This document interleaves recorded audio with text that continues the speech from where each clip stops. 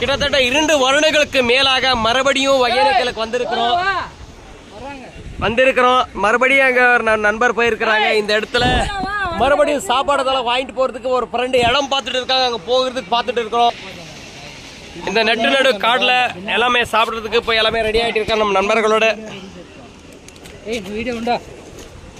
ஐயோ, இந்த ஒரு நண்பருக்கு புகைப்படம் எடுப்பதற்கு மிகவும் ஆர்வலா இருக்கு. வீடியோ கிட்டத்தட்ட 2022 வந்து இப்போ வந்து இருக்கிறோம். மறுபடியும் மொட்டை தலை இப்போ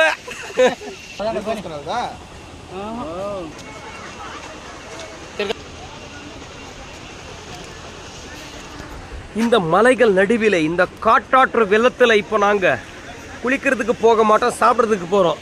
கிட்டத்தட்ட 2 வருடங்களுக்கு மேலே இருந்துச்சு. சர்தார் படம் ஓப்பன் ஆயிடுச்சு. இவரை கூட்டிட்டு வந்திருந்தோம். இப்போ கொஞ்சம் இங்க மீன்கள் கடைகள் அதிகமாக இருக்கு. மீன் கடைகள் மிகவும் அதிகமாக இருக்கு. சுட சுட சுட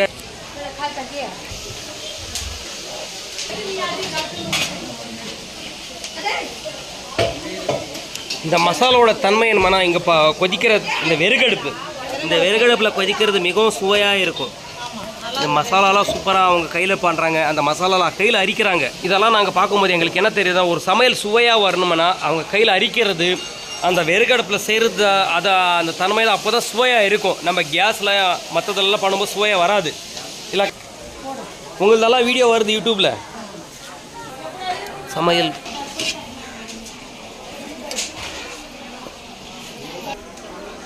இந்த மீனெல்லாம் இப்படி வேகிறதுக்கு பாருங்கள். இந்த விறகடுப்பில் இந்த வர அனல், அந்த விறகடுப்பில் இந்த வர அனல் அவ்வளோ தன்மையாக இருக்கும் சாப்பிட்றதுக்கு.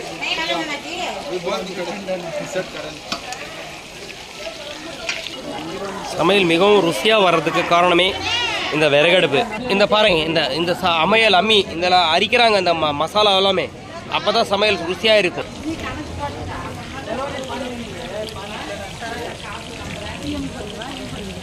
இது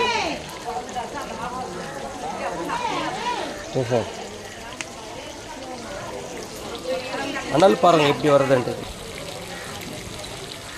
ஆப்பிள் போனுக்கு இதுக்கு நம்மளுக்கு வித்தியாசம் தெரியுது. ஒவ்வொரு மீனில் என்ன சுவை இருக்குதுன்றது அங்கே பார்த்து சாப்பிட்டு தான் தெரியும். அந்த மீனோட தன்மை, அந்த மீனோட ஃப்ளேவர், அந்த நெருப்பு பாருங்க, இந்த அனல்.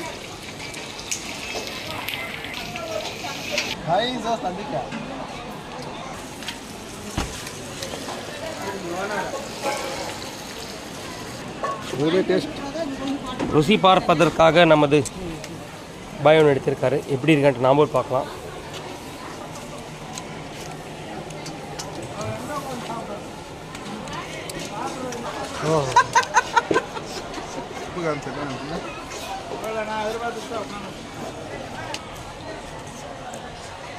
Good taste.